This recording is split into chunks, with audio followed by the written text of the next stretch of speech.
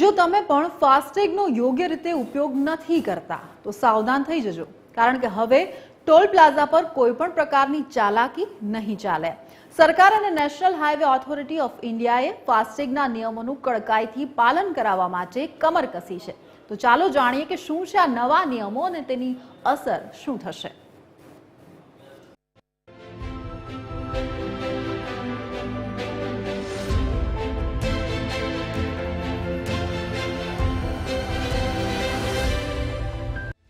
દેશભરમાં toll plaza પર traffic jam ઘટાડવા અને ડિજિટલ પેમેન્ટને પ્રોત્સાહન આપવા માટે ફાસ્ટેગ સિસ્ટમ લાગુ કરવામાં આવી છે।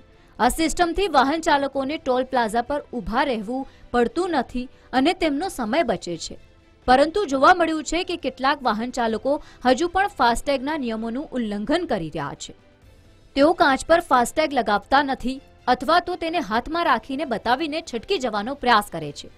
આવા લોકોના કારણે ટોલ પ્લાઝા પર અડચણ ઊભી થાય છે અને અન્ય વાહન ચાલકોને પણ મુશ્કેલી પડે છે।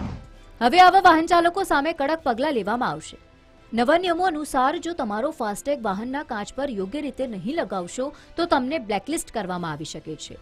બ્લેકલિસ્ટ થવાનો અર્થ એ છે કે તમારા વાહનનો ફાસ્ટેગ કામ કરશે નહીં અને તમારે ટોલ પ્લાઝા પરથી પસાર થવા માટે રોકડમાં બમણો ટોલ ચૂકવવો પડશે। આ ઉપરાંત જો તમે ફાસ્ટેગને હાથમાં પકડીને ટોલ પ્લાઝા પર બતાવશો તો પણ તેને નિયમ ભંગ ગણાવવામાં આવશે અને તમારી સામે કાયદેસરની કાર્યવાહી થઈ શકે છે। આ નિયમોનો મુખ્ય હેતુ એ સુનિશ્ચિત કરવાનો છે કે ફાસ્ટેગનો ઉપયોગ યોગ્ય રીતે થાય અને ટોલ પ્લાઝા પર સરળતાથી વાહનો પસાર થઈ શકે। આ નવા નિયમો લાગુ કરવા પાછળનો મુખ્ય ઉદ્દેશ્ય ટોલ પ્લાઝા પર થતા સમયનો બચાવ અને ટ્રાફિક વ્યવસ્થાને સુધારવાનો છે। NHAIએ સ્પષ્ટ કર્યું છે કે દરેક વાહન ચાલકે પોતાના વાહનના કાચ પર ફાસ્ટેગ યોગ્ય રીતે લગાવવો ફરજિયાત છે। જો ફાસ્ટેગ ખરાબ રીતે જાય કે પછી નુકસાન પામે તો તેને તાત્કાલિક બદલાવી લેવો જોઈએ।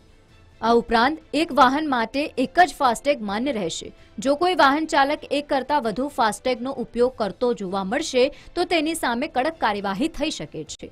આ પગલાં ભરવાથી ટોલ પ્લાઝા પર સુચારુ વ્યવસ્થા જળવાઈ રહેશે અને ડિજિટલ પેમેન્ટ સિસ્ટમ વધુ મજબૂત બનશે। નિયમોનું પાલન કરવું એ આપણા સૌની નાગરિક તરીકેની જવાબદારી છે।